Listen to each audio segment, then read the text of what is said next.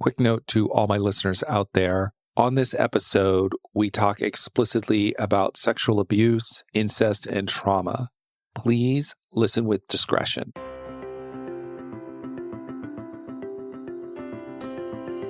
Hello, everyone. Welcome to the Addicted Mind podcast. My name is Dwayne Osterlin. I'm your host. And today we are on to another episode. My guest today is Kelly Wallace, and she is a frequent podcast speaker on the topic of alcoholism and sex abuse. She loves sharing her experience of hope and recovery. She is currently at work on a memoir of her story of testifying at age 8 against her grandfather, her perpetrator, and the ensuing legal cover-up by her dad that took place in the mid-'80s. So today she is going to talk about recovering from sexual abuse and alcoholism and how writing helped her on that journey. Kelly has not felt the need to use any mind-altering substances for over half her life and has been sober since 2001. So I think you will get a lot out of this episode just to hear Kelly's courage to be able to share her story and help others out there along the way with her own writing and advocacy. So stay tuned for that. Before we start, just a reminder, if you're getting a lot out of the Addicted Mind podcast, don't forget, click the subscribe button in whatever podcast app you're in right now. This will help you get all the latest episodes. And you can join our Facebook group. Just go to Facebook and type in the Addicted Mind podcast, click join. All right. Let's start this episode.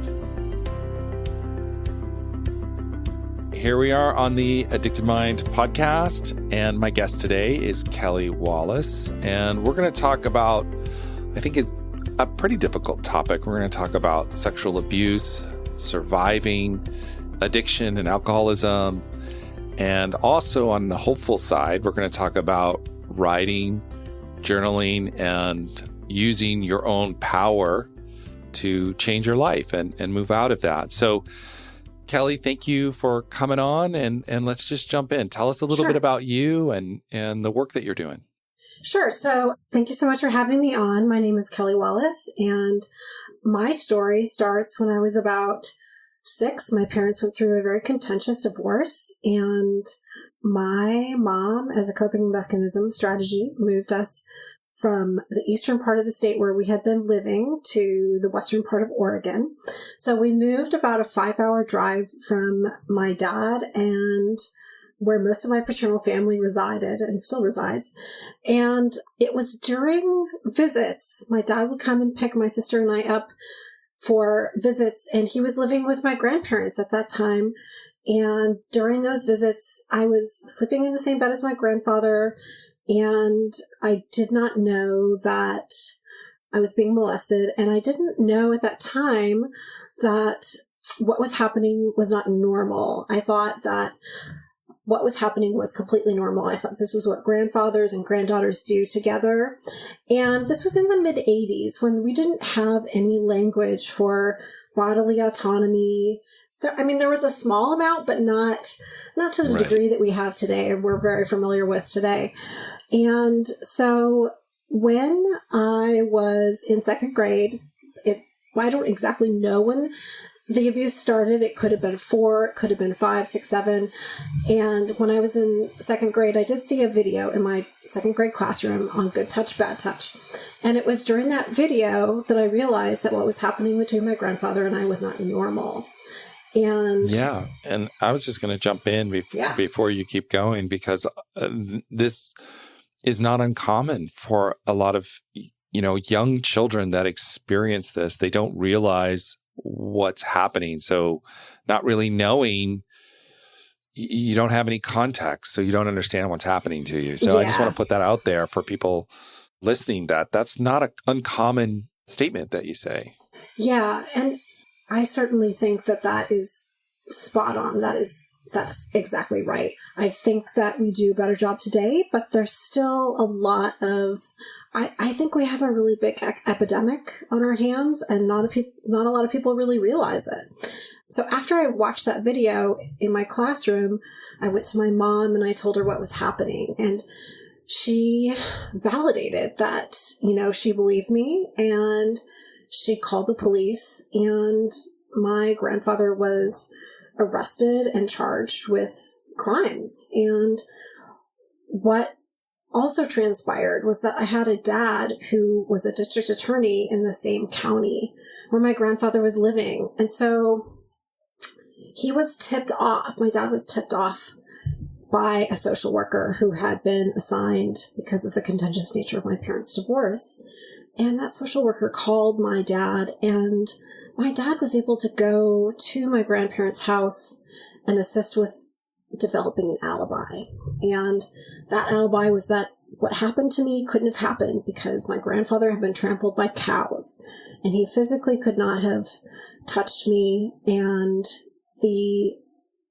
what came out was that the only people that could medically verify that were family members. He had gone to a doctor like a year before, but that was old. So it was like an old injury that they were basically peddling and saying that, this couldn't have happened to Kelly because of this injury. And during that time, there was a trial date set, and I disclosed what happened in December 1984, and the trial date was set for April 1985.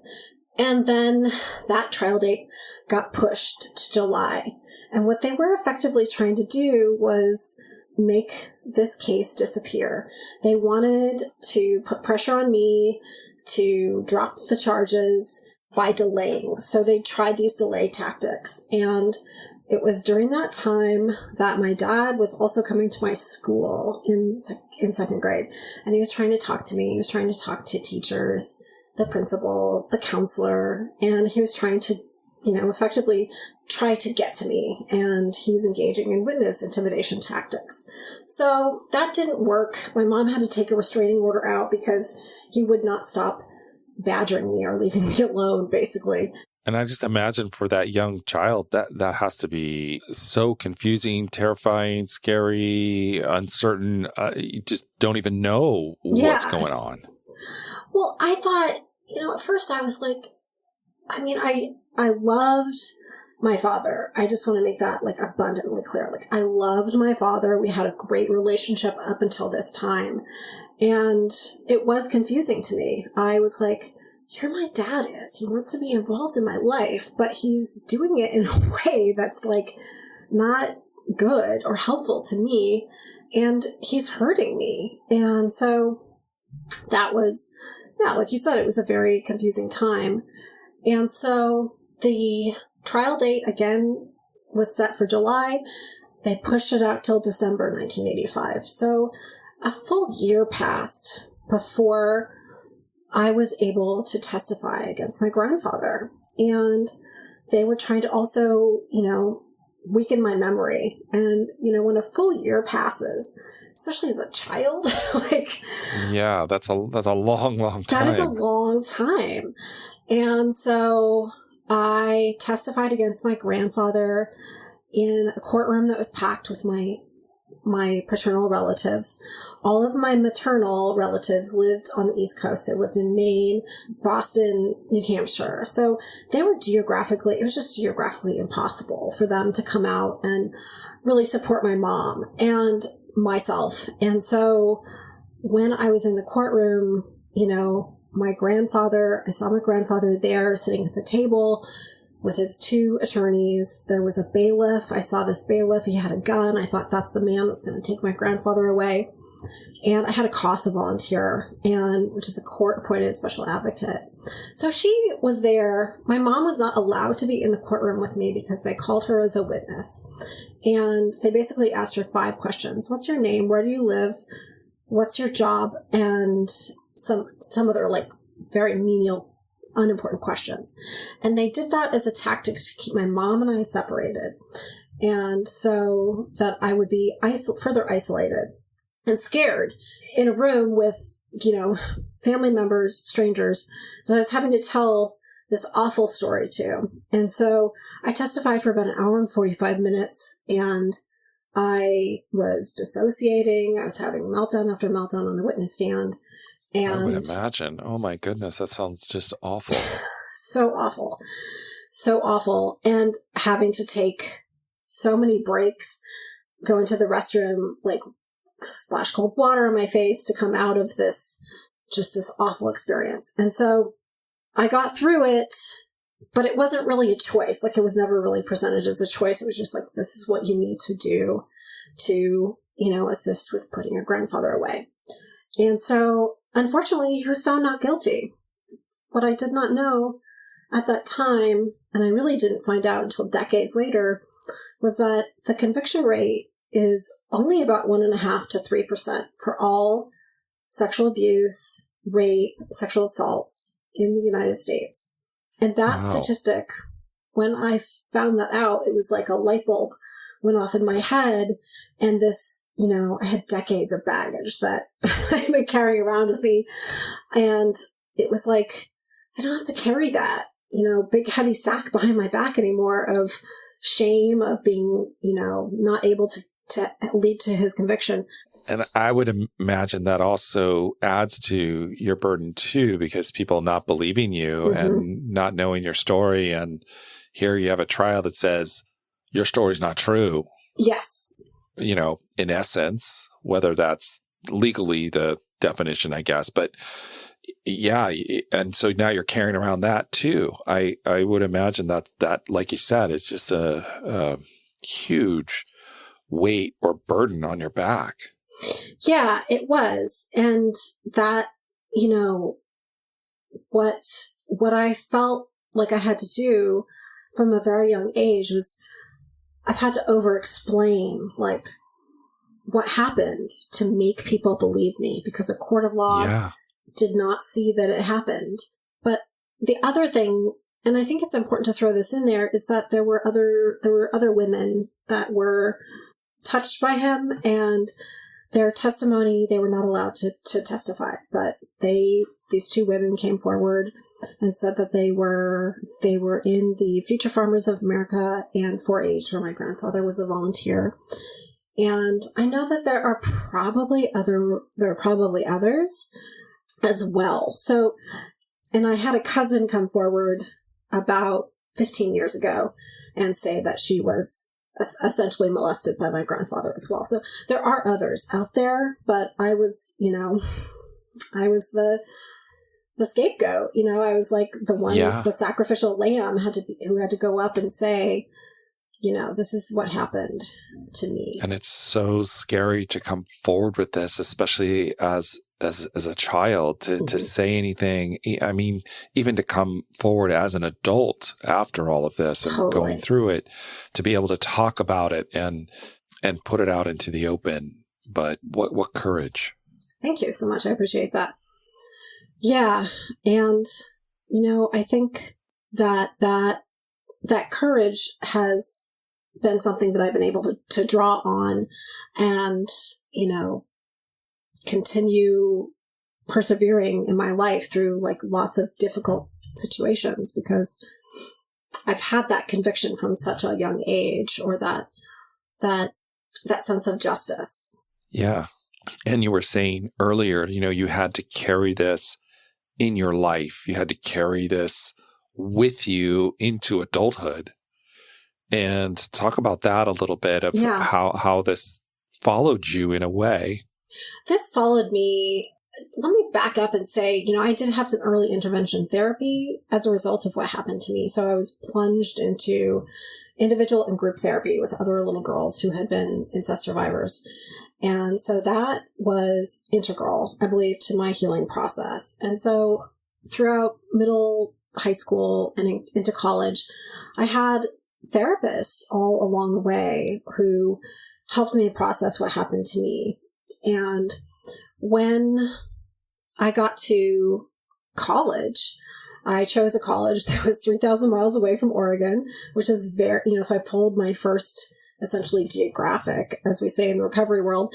And I didn't know it at the time. I thought I just want to get away from Oregon. I want to reinvent myself. And so I was able to do that. And I went to a very small college in the middle of nowhere in upstate New York. And I had become so quiet in middle and high school that one of my friends, years later would say that he thought I was a foreign exchange student. I was so quiet. And then I got to college and I became like a complete 180. I became like the class clown. I was a joker. Total shift. Because, I was like, no one knows me here. I get to reinvent myself. Yeah. Yeah. That makes a lot of sense. You go from that environment to this new environment where you have, I'm going to get rid of all that. I'm just going to reinvent myself in this way. Mm-hmm. But I imagine, unfortunately, our past isn't that easily escapable, I would guess. Exactly. And so I developed coping mechanisms, unhealthy coping mechanisms, addictions to alcohol. I developed an eating disorder. I started smoking. And so I developed these unhealthy habits to deal with, this unresolved trauma, even though I had therapy. Sure. Yeah. I come from a long line of active alcoholics and recovered alcoholics. And so the disease of alcoholism is alive and well in me and multiple family members, So I thankfully had a family member who saw what was going on with my alcoholism, with my drinking. And after I graduated from college, she pointed out to me, some behaviors and some things that she was seeing in me that didn't seem all that healthy. Right. But I was just going to add in there, what you're describing is just, once again, not uncommon when we face that trauma that follows us, even with therapy, because I think as we go through our adult life and we get older and we're changing, sometimes those traumas kind of come back up all of a sudden in a different way.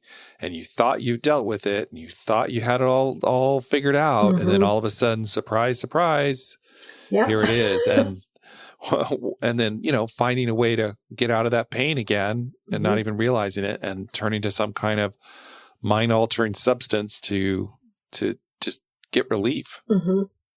Definitely. And that's what it was. It was relief. It was a temporary relief to a long-term problem. And thankfully, that family member was able to see that I needed help. And she recommended that I go to AA. And I went to, an AA meeting and got the help that I needed. And I've been sober since January 27th, 2001. So I got sober when I was 23. I'm 46 now. And so I've been sober over half my life, and I stopped smoking. That's amazing. That is amazing. Yeah.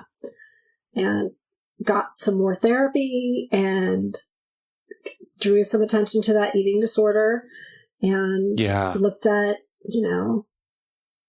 healthier ways of eating.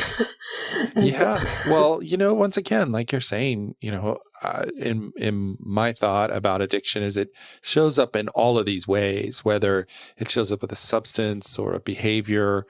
We're trying our best to get out of pain in some way. And if we can find alcohol or drugs or food or sex or whatever it is, we want to get out, right? We want to feel differently. And when we have that trauma following us around, there it is. And we don't have the skills, like you said earlier. We don't know how to get out of it in a successful way, right? Or in a way that brings life to brings meaning to it in a way that's purposeful. And we got to learn that. Certainly. Yes, definitely.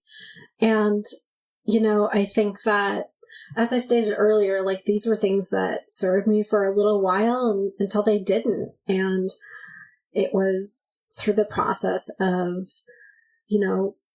doing work in recovery programs that I was able to start journaling and writing about what had happened to me and identifying the resentments, the anger that I had. And looking at that was the first step in my healing process. So how did you start to stumble into journaling and writing as you're starting to do this work and started to find that this is really helpful to me? Well, I'd always been a writer. When I was in my early intervention childhood therapy with my therapist at the time, I was 7.5.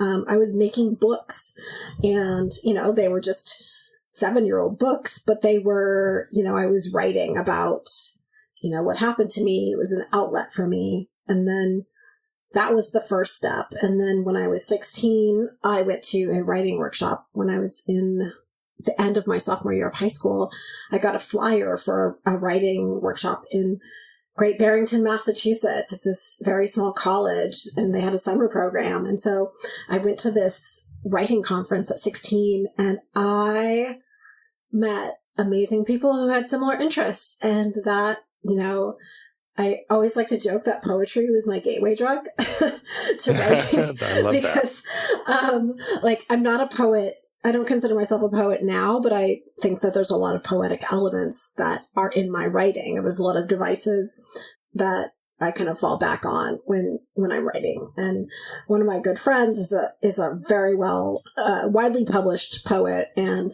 I see a lot of she's able to point out a lot of the connections in my writing that I don't see and the poetic devices. As you're talking, I'm just seeing you light up about this.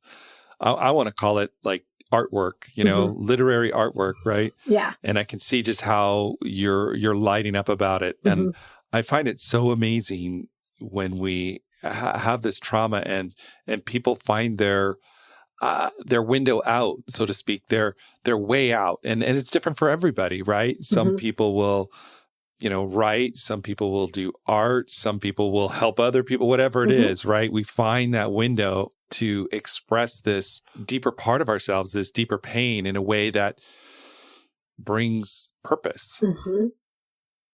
Yeah, it's like turning on a valve in my brain. It's like turning on a spigot. And it's like, if I'm in a writing zone, it's like, there's like some, I don't know, it's like it brings a sense of relief, or it's like an outlet for me. And, I started working on a memoir when I was 33, I think. Yeah, so I'm working on this memoir in progress for about 13, 14 years now. And so I'm working on a nonfiction manuscript. And like I said, a lot of those poetic devices come through with the prose writing that I do.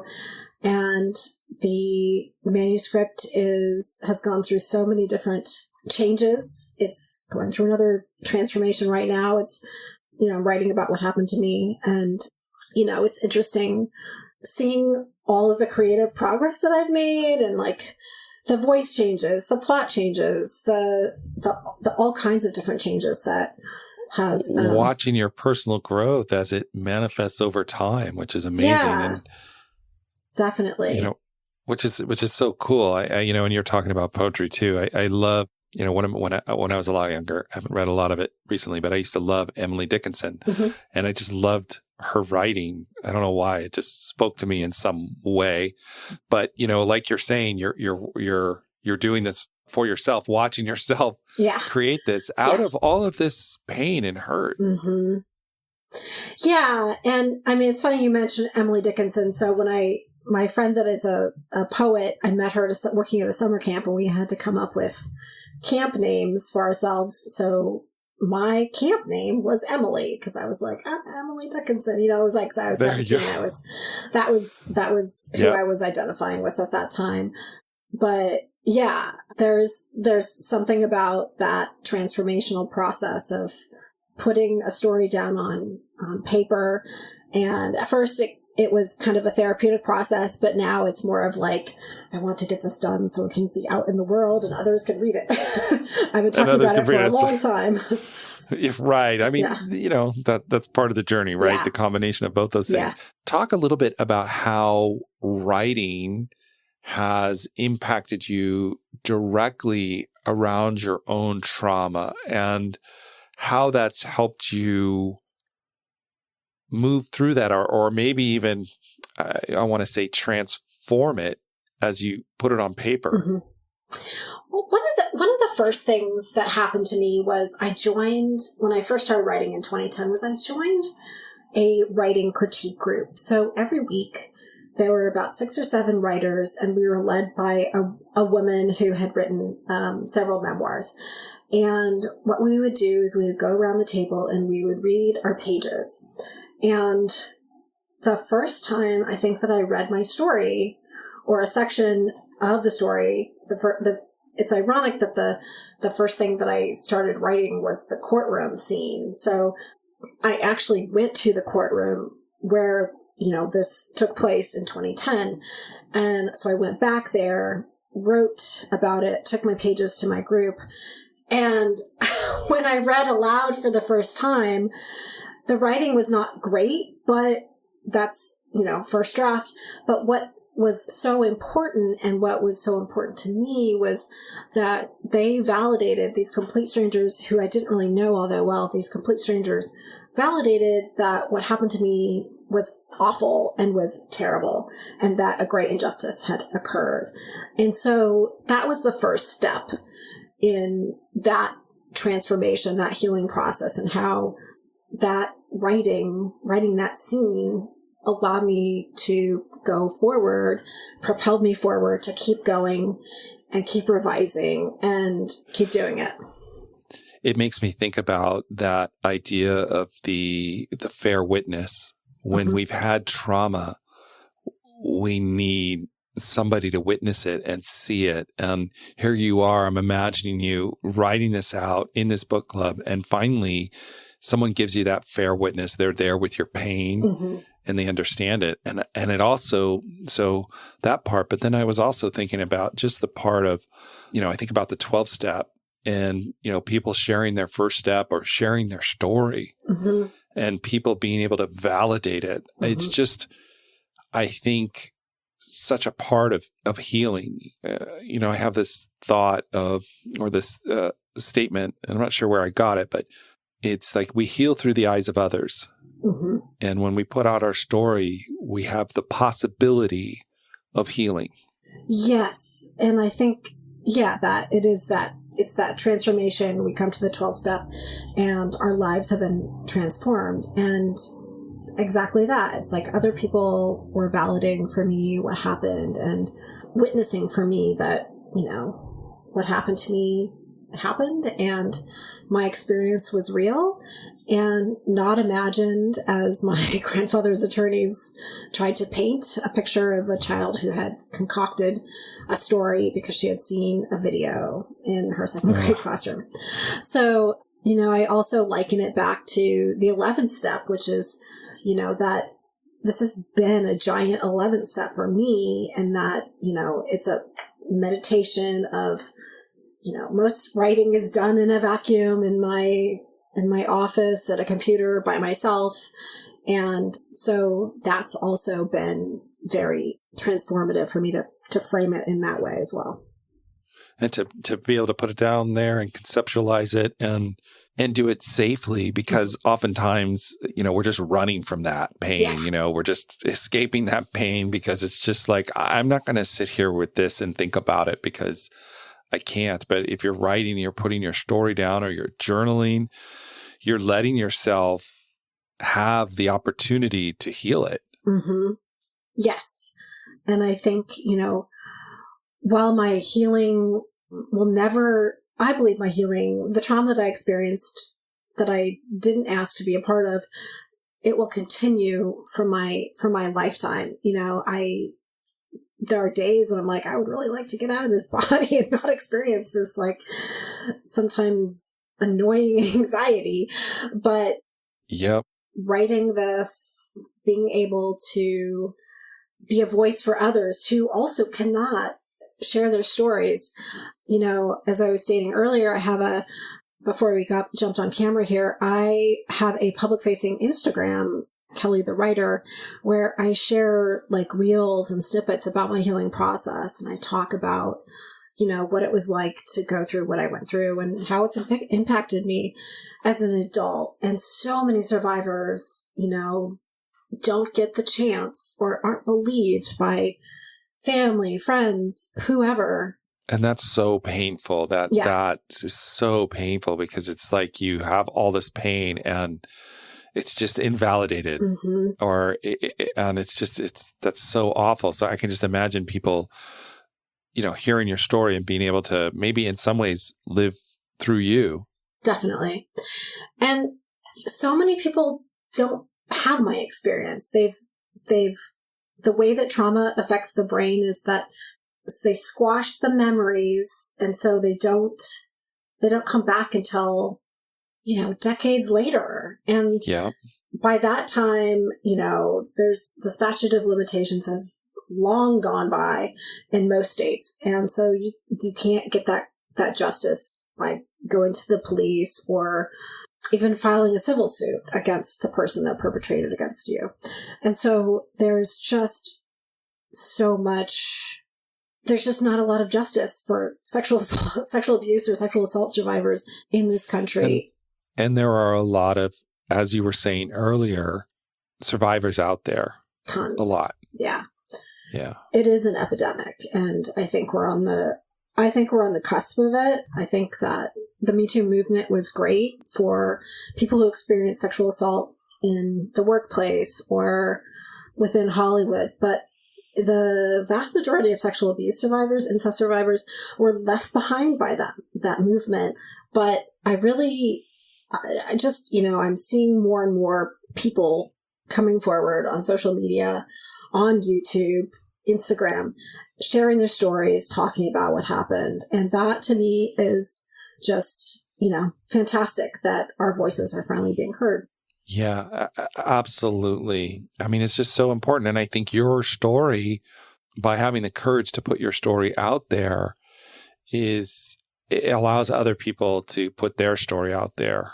And I mean, it just takes a lot of courage to do that and to do that publicly and talk about it. And so I just think that takes a lot of courage, and what a gift you're giving to so many people out there who, maybe they see your stuff and you're the voice that, gives them some comfort or some of that validation that their experience is real and their experience is painful and they have a right to that experience. And definitely, I think this is so important. Wow, Kelly, I just want to thank you for coming on, but we're coming up on our time here. Yes. But I like to ask one question before we wrap up. And maybe this is a question for a listener out there who can relate to your story or has suffered some kind of trauma or sexual trauma. Mm-hmm. And you could tell them one thing. What would that be? What would you want them to know? If you could tell them one thing. I think the one thing I would share is that, healing is possible, whether, you're seeking that out through a therapist, a support group. There's so many resources out there for survivors now that weren't there 5, 10, 15, 20 years ago. So there is hope in sharing your story, whether that's just with a therapist or a support group, or, certainly, I like to also point people to the RAINN network, which is RAINN.org.